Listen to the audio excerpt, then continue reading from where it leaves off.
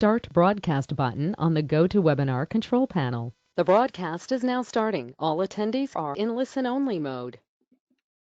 Hi everyone, same again. I'm just going to unmute everyone. So, Andrea, you're muted. Emma Morrison,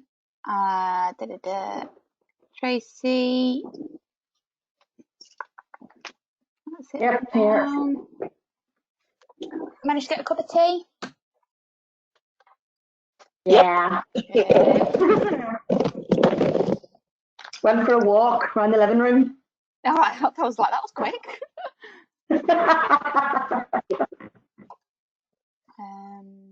Who else we got? Got some people coming on. Neil, I've unmuted you. Yeah. I've got Neil times 2. Not sure what happened there.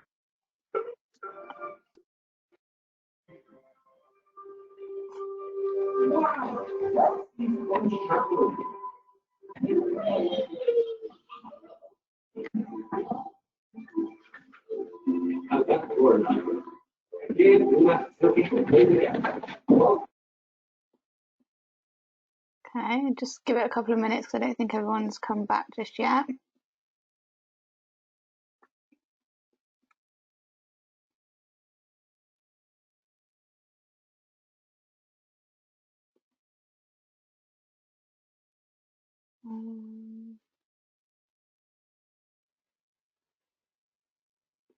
Lee, can you hear okay? Yes. Cool. I think there's a couple more. I think we're still waiting on 2 more.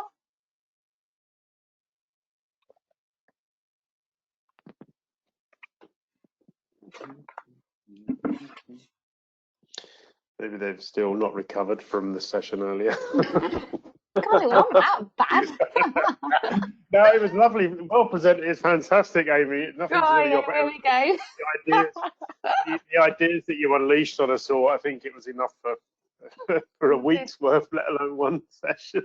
Digging yourself out a hole here, Lee. I know, rapidly digging, getting bigger. I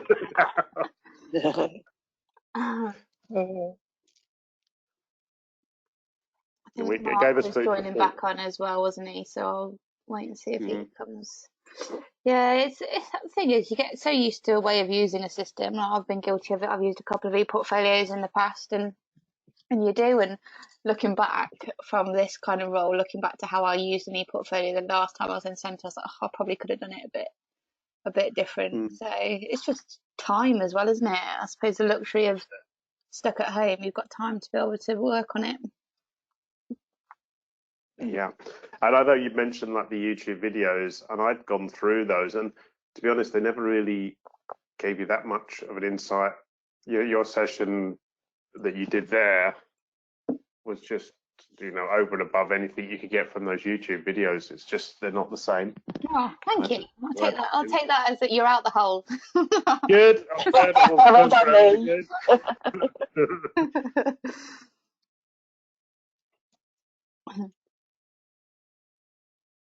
Okay. You guys, though, I probably should drop the bombshell at some point. You guys will have a new digital solutions manager allocated over this week. I'll kind of introduce you to who that is going to be, because I actually changed roles in the business I think it's about a week tomorrow. Is my last day. So you've got a week to pick my brains. And then after that, you'll have a new DSM, which we're all a good bunch. So. That's unauthorized, Amy. Not allowed. Not allowed. Not allowed. We've got you now. Yeah. No. You'd be surprised how many people are saying that. I'm like, really? We'll put it this way, we now have your email address, so you're not going to go away that far. Yeah, and to be fair, it's not changing because it's still in City and Guild. Yep. Right. Okay, so I can't see anyone else joining, and I've left it kind of 5 minutes. So I'll share my screen and we'll go into it. So, can you guys all see my screen? Okay. Yep. Yep. Lovely. So same again, just shout out if you've got any questions or put your hand up, whatever's easier. So I'm going to go over the verification system. So how many of us on are verifiers today? None on. I'm a verifier in a past life. Sort of looking into some of the qualities functions, but Amanda, who is our IQA, so I'll be sort of making notes for her too. No worries. Neil, have you got your hand up because you're an IQA? I mean to put my hand up. So that's what we're interested in too. Cool. Mark, you've just joined. Are you okay? So I have got two Neils. So who is Neil 1 and Neil 2? I've put my hand up. And that's you, actual Neil. Yeah. Yeah. There's not room in this world for two Neils, Amy. Who's the other Neil? Okay, well, that's fine.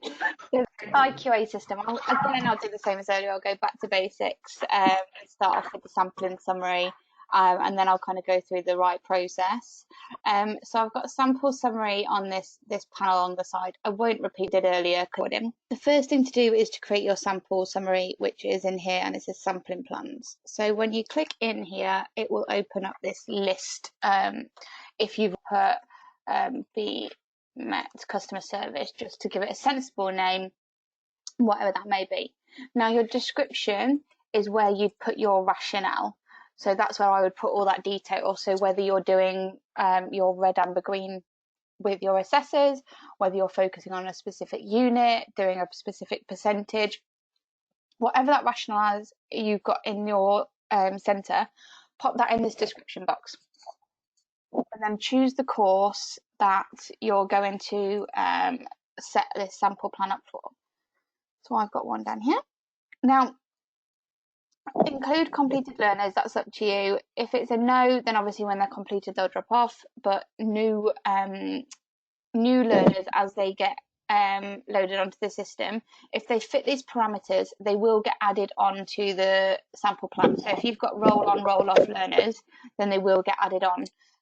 For mine, I'm going to press yes to include completed because I've submitted competency, signed off my test learners several times.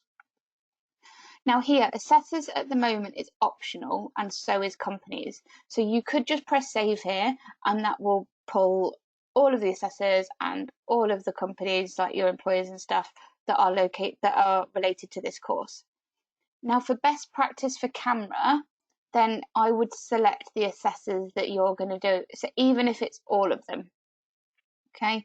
It just means that it shows in the text that you've allocated and you're acknowledging that these are the assessors. Now, depending on your companies, it can demonstrate locations in some cases. If you've got learners in particular employers that you might be going out and doing some sampling out and about, and then press save.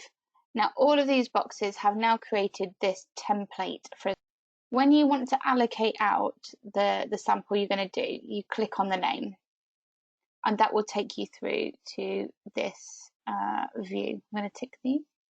So you should see something like this. Okay. Are listed down here, going along. You probably won't have numbers or pink bits if this is a brand new learners. I'm going to come to that in a second. So display here, this is something that was added on in the last phase update. So if you've looked at this before and this looks different, then don't worry. So display is just showing all of these columns. So it's like for all of these, then you can untick and it will hide it. Same with date. So this is the learner's start and anticipated end date. Can hide that. Role is these stars. So if it's yellow, it means you're the primary verifier. And if that pulled through and it was greyed out, it would mean that you were the secondary verifier or counter signature. Can hide that. And then interim verifications and percentages, I generally leave up because they're quite a good bit of information to have. So as we're going along, I'll go through the colours and what they all mean. And you've got this question mark here, which will tell you all of this as well. So don't feel like you need to remember all of this. So if it's grey, if it's got a cross in it, Blue is learner has started their work, green is it's been accepted by the assessor, and pink is sampling, so verification has taken place. But you'll kind of start to pick up those colours because they're the same across the whole system. So the numbers where it says 1 in here, 2, and then the total column at the end where it says INT is interim, so your formative verification. So when you've gone in, had a look at a unit or an outcome that hasn't been signed off by the assessor and you've done some sort of interim sampling, that's what these numbers are for.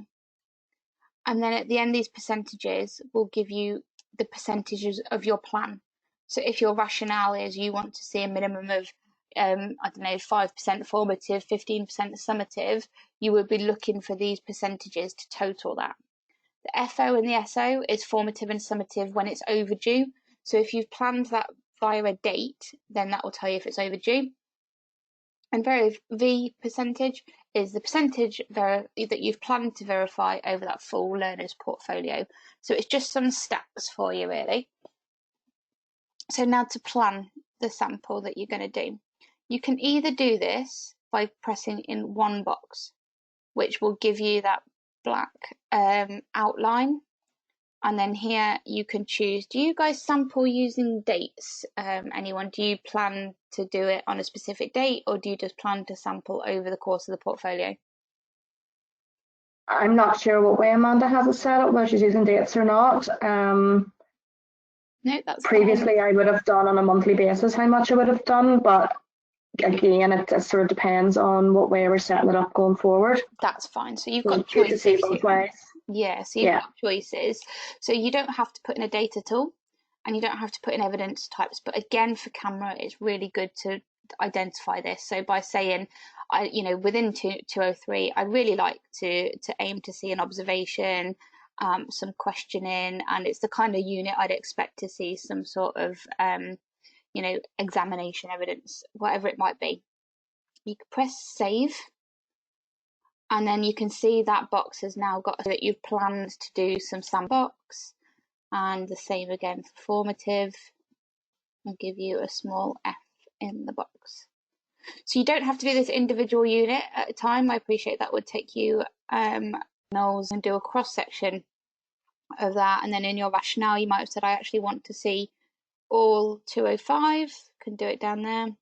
You can select as much evidence as you want. So across these, you'd want to see a good mix of evidence. The V. Now you can slide V. Now what that means, and again, it's in the key. If it's light pink, it means that sampling of summative sampling has taken place, but it was outside your sample plan parameters. Whereas the V, and it's dark pink, means that you have sampled something, but you planned to do it. So it was what you planned to do. Is everyone all right with that?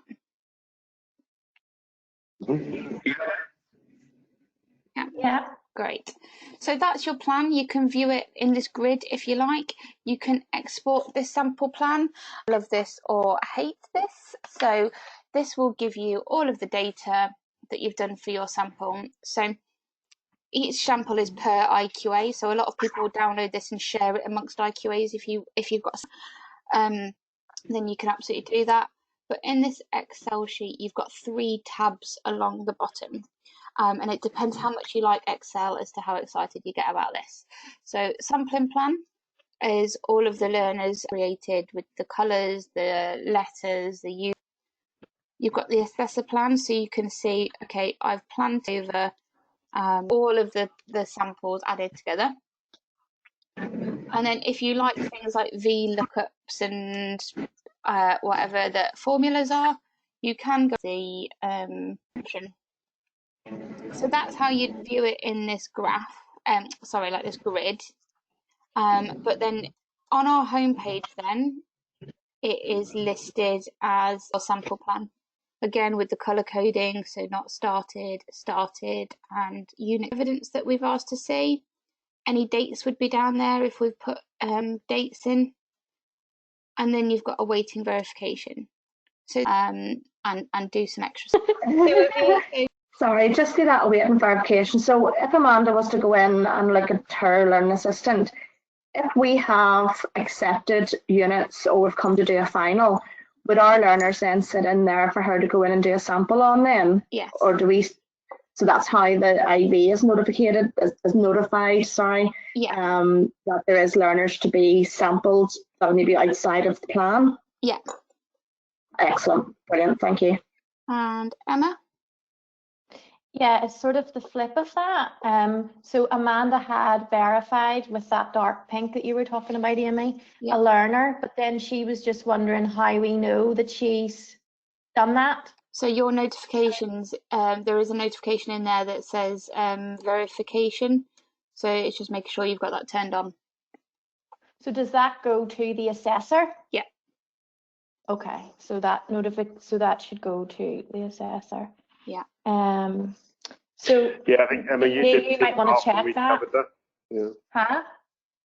Emma, you came onto the call, I think, after that was covered at the start, so I can go over that with you if you like after. Yeah, no, that was just the main one that sort of me and Amanda had been wondering about, and it might be worth Neil then seeing if you've got that for one of your learners, but we can talk about that later.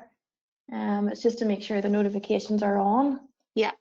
So in your avatar in the top corner, you've got notifications, and just making sure that you've got the right email address and they're turned on in here. So Amanda will probably have on here message digest. So if she's got any messages, unit sign off. So when you sign off a unit for a learner, that she gets notified. Candidate submission. So any new submissions that the candidate sends to you if she wants to do some formative sampling. And verification is a list of all the verifications that have been completed per day.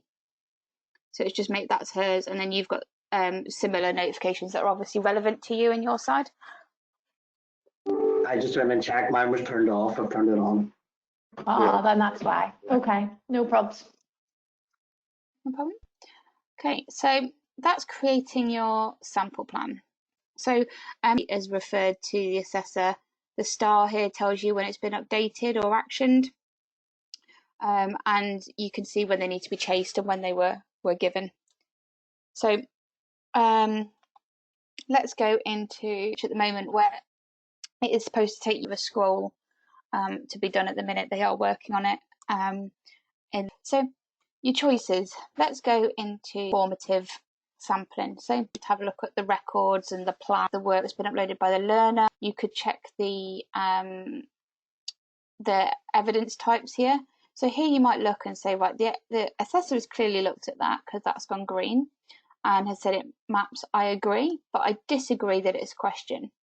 You can either give feedback to your assessor to say, oh, can you change the evidence types?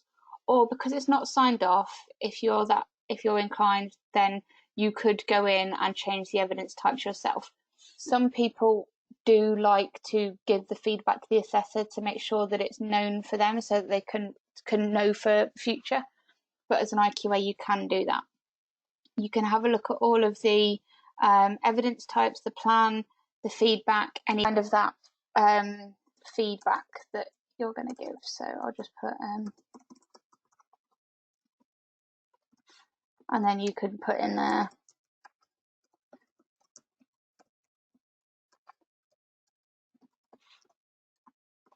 anything that you want. If you've looked at a holistic sample, then you can go in and give that feedback even in between the IQA and the assessor. So that's kind of your interim. I'll go back inside sample. So you can eat outcome. Now, a really important part for later for this is part of camera, you need to be able to sample a good range of evidence types. So if you agree that this is questions, then tick that box. A lot of misconception here is that box is saying that you have IQA'd that piece of evidence, that you're happy with that. It's not. It's saying that you're happy with that being the correct evidence type. Okay, so that makes sense to everyone. Yep. Yeah. Okay, it's just there's a report that we're going to look at and which will tell you all of this. which means you can click on and you can give the feedback in here. Just put well done for now. You can require the assessor's acknowledgement in all of these contact diaries. Again, holistic feedback. The RAG rating, though, is not your assessor's RAG rating. That's for you to be able to check what the assessor has been marking down for the learner in that. So that's not the assessor. And then once you press save, now gone pink. Try and make all of your units pink for the end of your portfolio. It's, stick to your rationale. By the time this learner is completed and signed off, you should have a lot of centres were trying to make everything pink by the end, top by the end. Okay, is that all right for everyone? Yeah. Okay. Amy, can I just ask a question at that point? Yeah. It's just from my side, the assessor side, from the acknowledgement. It says acknowledgement required, and we just get that message coming up. If you click on it, it just changes it to. What do they get back when you've clicked on that? It's not a date stamp of when that was out as part of development as to whether we want notifications for the acknowledgement, and I think it's coming. Right. But it's just there's a lot of notifications, acknowledgements, sorry. So it's just making sure that that's done right. Otherwise, if you get a notification for every time someone's acknowledged something and you've got a caseload of 70 learners and 3 IQAs looking at you, then it could be a long list. So it's just making sure that that's done right. But they will be able to see that you've acknowledged it. Now, from the assessment, go on. Sorry, that was just my next part of that question. Because so from my side, then, so if I'm getting a learner to acknowledge it, all I do is I have to go back in and look at that entry to see that they acknowledged it. I don't get any notifications of acknowledgements, which you've just answered anyway. So okay. Yeah, and I think that will be changing soon. We're changing the user interface a little bit over the course of this year. Obviously, got no idea on dates at the moment with everything going on, but the user interface will change a little. Done right. Right. Okay. Thank you. So it's more of a watch this space type thing. So, as an assessor, just because you've got assessors on the line, when you get a notification to say something's been referred by your IQA, the best practice is to go into that referral, wherever that is, open, and so like return that work to the learner. Do you want me to do this on the screen so you know what I'm talking about? Please. Probably be helpful, yeah. So I'm doing it with my eyes closed, which isn't, you can't see my eyelids, unfortunately. So let's go into a board that you, 204, this is a referral that you, from your point of view as an assessor, the best thing to do is you've actioned that and back up for IQA referral and just press save. Oh, sorry, excuse my poor spelling. And then from there, you can go in, do what you need to do, cross-reference, change it, whatever. And then just put action completed, so changed, cross-referencing as per IQA feedback, and then press save. Yeah, so that has opened it up so that you've acknowledged that you're going to action it and allows you to action it.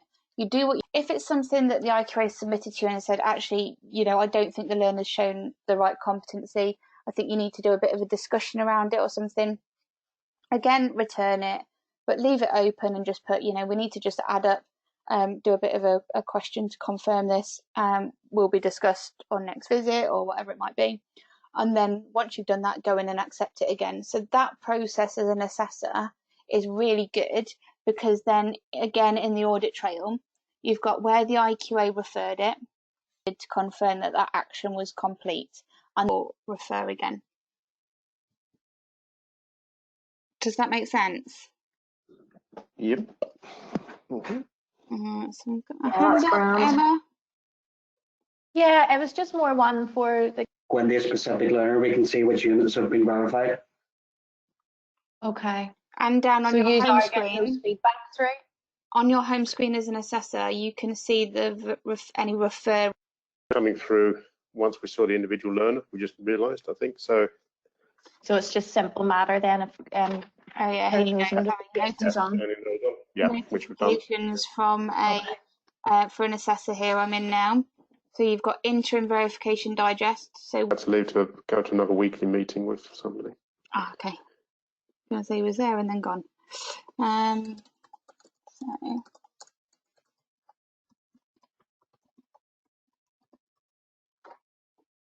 cool. So a part is again in the sample. So you can create an IQA and do is if it's today and then save. So you can do that over and over again, but you can view a particular assessor and see all of the observations that you've done. You can go in and edit to attach doc form that you use in the centre. You can upload that into there, but you can see all the observations that have been completed on the assessors within the system. So it's something that you may choose to use and keep it all in the same place or in one place, or it might be something that you keep on your sort of internal processes. And then you've got these reports. So referral history. And I'll do a demo of what each one looks like. So it gives you an overview. So your next standardization session needs to be around 201. If you've got a particular assessor that has got 25 referrals in 215, then it shows that they're obviously struggling with that unit, and that probably needs to be part of their PDP or PDR to kind of make sure that they're understanding how to sort of deliver and assess that better. So it's a really good report to be able to have a look at on a regular basis to kind of see what how your assessors are getting on. Evidence types.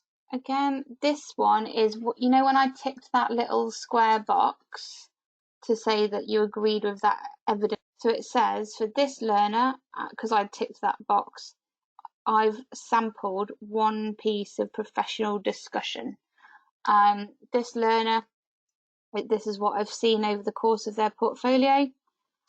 That green tick means that they have been completed.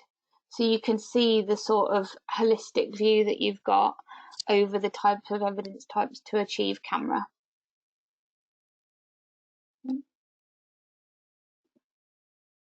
Assessors report. So this is quite, I've done summative verification on 10 units or 10 outcomes, and then the total is 22. And then this breaks down in here that I've done 1 interim verification in there, 3 here, 1 there. So you can go and see what you're doing over a percentage of assessors. Quite an interesting one to look at. I had some people who on a particular assessor had realised that they'd only sampled 3 out of all of the units. They had a lot of catching up to do for the back end of the year. But it just meant that they could really see the sort of holistic view that they've got over all of their assessors. Oh, got a hand up. Who's that? Lee? Yeah. I don't want to jump since I didn't ask earlier. It was about assessors to this, about whether it's something that sort of sits in this at the moment. For the assessors, what kind of report? Sorry, say that again. Well, I was just thinking if on our caseload, if we could put together a list of our, last visit or last sort of dates that activity dates, or what sort of evidence. I know we can do a course snapshot individually with them and sort of look at evidence gathered, but if we had a plan like this with all of the learners down the side and then the units and then sort of the types of evidence that we've got for that, if something like that, a report that we can look at sort of overall ourselves. So I can show you how you can see like last visit and last logged in as a snapshot for all of them, which I'll come to in a second. But the one about evidence types, can you just pop that in the submit an idea piece at the bottom of your learning assistant? Because that's not something we currently have in there. So you can obviously see it on an individual learner basis, but it might be nice for you just to pop that in submit an idea so that the development team can kind of look into that.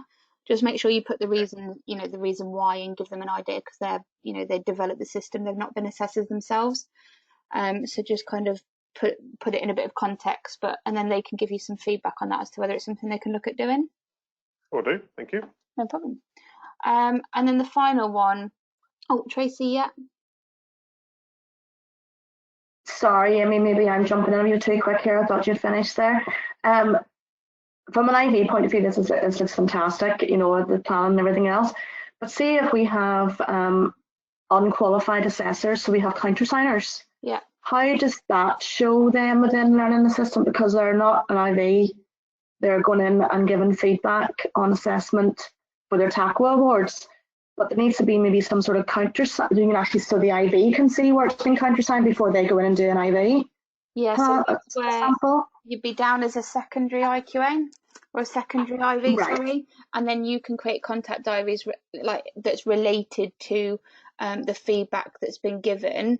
Again, it can be private from the learner in the company, but you can give your own verification feedback or teaching and learning feedback depending on what you're giving them. But you can actually have that communication if you're down as a secondary IQA.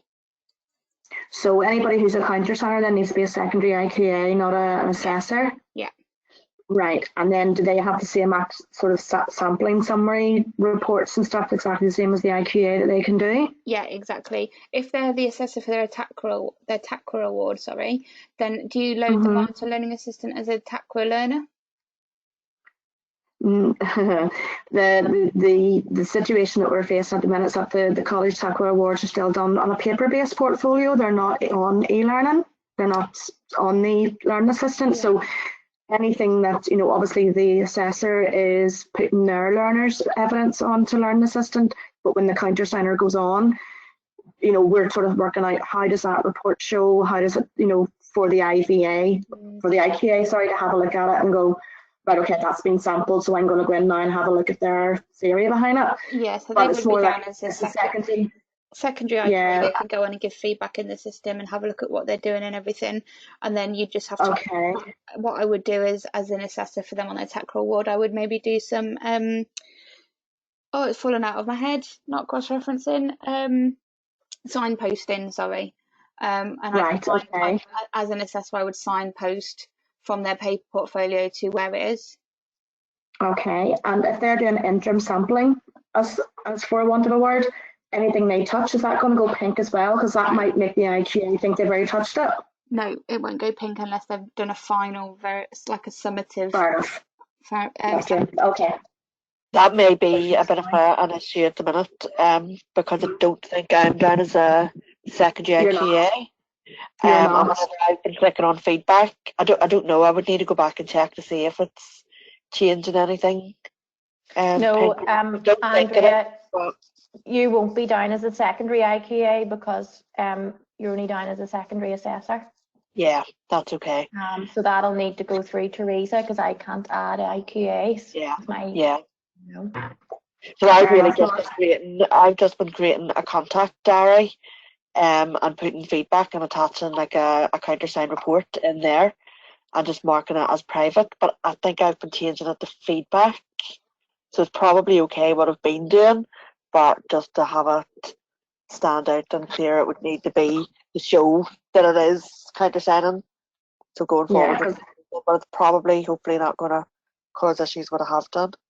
Yeah, I'm just conscious that maybe going further forward and as things sort of develop within the team, that if it's not clear that a countersigning has been done, then an IQA could make the mistake of going in and sampling it and maybe signing it off before the countersigning report's been done. Does that make sense? That sort of from a date standpoint of view, you've got to be careful of your dates of who goes in first. Yeah, so I just make sure that the first place you go to obviously is that contact diary at the bottom.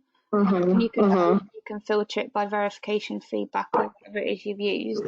I know Amanda can see that because she has commented on feedback to say that she can see countersigning has previously been done. So she always does that.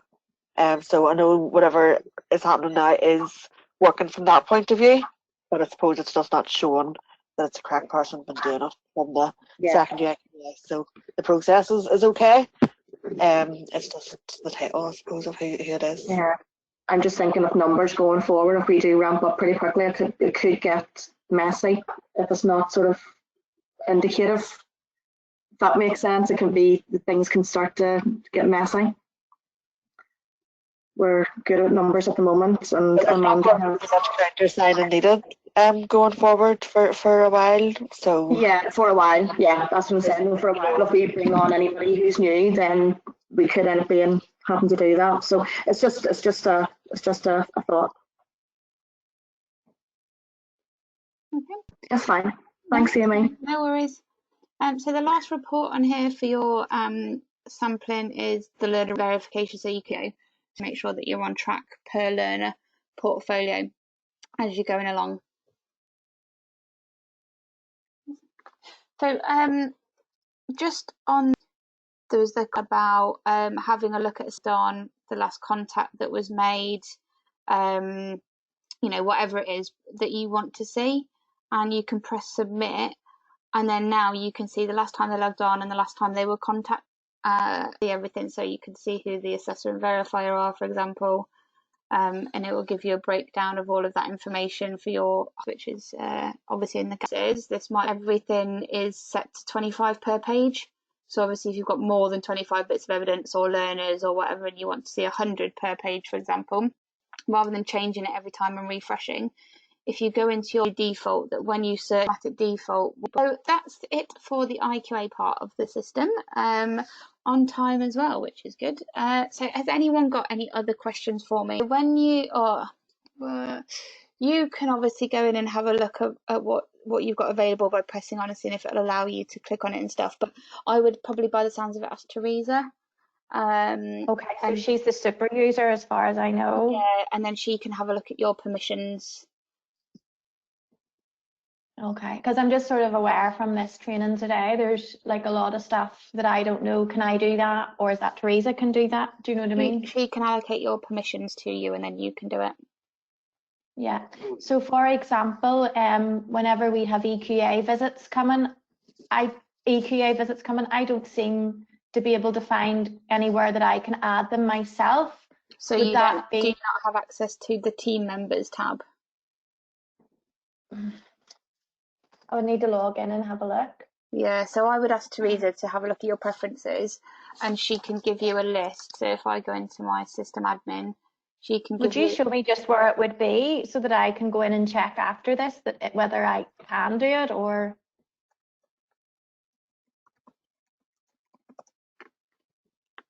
So she decides basically. Yes, you can just ask her to allocate it over. But what she can do is in team members under registrar, then she can edit your permissions so that she can choose what you do and don't have in here. Okay.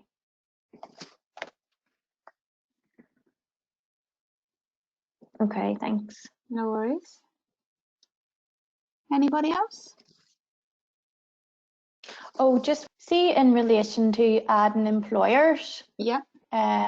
What are the benefits of that? And I suppose at the minute, yeah, witness testimonies, they can have a look and acknowledge feedback and assess and plans and things like that. So and they can keep a track of their own learners' progress as well. So if you've got engaged employers, then it means they can go on and have a read-only access. Or in some cases, if there is an expert witness, then they can type stuff into the contact diary that goes between them, you and the learner. Okay. And again, I'm assuming it would be Teresa as a super user that would be able to add those. Well, if you've got access to companies here and the learners tab, then you can create the company and the employer and then allocate it out to the learner. Yeah, I definitely don't have companies. So those would be the two. If I don't have companies and team members, that means I can't add companies and I can't add team members, basically. Yeah. And see the courses tab, because I think I have courses and I think I definitely have learners, sorry, because I can definitely add those. If you're adding a course, how does that, if we've got a new course coming in, like financial services or whatever for Tracy, how do we create a course there? So you can just add, you can ask digital support too. So Teresa, system admin, can email digital support and ask for this, ask for the course to be added on, and they'll do it for you. Yeah. Oh, so that's all it is. Okay. Yes, Emma, when I put team lead, I went directly to get team leading added, but then Teresa came back and said it should go through her. It has to go through her. That's right. I remember that. So that'll still have to go through. Okay. Amy, there was one other question I had. I've just written down here that I've noticed I haven't asked yet. And again, it's going back to the assessor sort of side of it from earlier. Yeah. When you went through, you mentioned about, because we're frameworks, the timings off the job and on the job and all of that. Yeah. Some of them are set up default timings in. I think there's a default of 30 minutes in one of them. How do we change that? Can we change that if we do decide that we want to have, a visit as a default time in there anyway, or if there is a default we want to change? How do we go about doing that? How do you mean a default? Sorry, in the system? Yeah, if you create a visit, it comes up with a default of 30 minutes. I think for visit duration. Appointment, yes. Yeah, so appointment, you can change that, just pressing the up or down buttons or typing it in, but that's not the off the job or on the job, that's just the appointment time, so you can change that. So if I, in admin, just go in as assessor. I know we can change it ourselves. You're talking about the default though, so it's automatically, that says, via Mark or myself, so he can distribute them to the rest of the to all of you, so that you've got it. If you've got that newsletter, don't forget to register for them Q&A drop-in sessions, and then you'll get all the videos as well to be able to access. And if there's anything else, then digital support as well, obviously, are on hand. They're sort of business as usual. They're working from home, but they've got their phones up and running and emails now, so they're online as normal. And who's you're obviously moving on, so good luck with that, Amy. But who's taking over then? Who will be the point of contact going forward? I'm not sure. I got a list of the names, but I haven't got them. So I'll make sure that you're handed over anyway to the appropriate digital solutions manager, and that you've got. I'm sure there'll be loads of questions going forward. Yeah. You've opened up a can of worms. Sorry. No, so any training that you want, if you want more webinars or you want to catch up on anything else, then email digital support, because they can have a look at the DSM's diary as well, and they kind of book in the training in directly into our diaries. So although it won't be me anymore, they'll have a look and make sure that you've got it. So you will have people there. Excellent. Thank you. No problem. All right, everyone. Well, nice to speak to you, and thanks for your time this morning, and have a good afternoon, and I'll probably speak to you again. Take care. Thank you. Bye. Bye.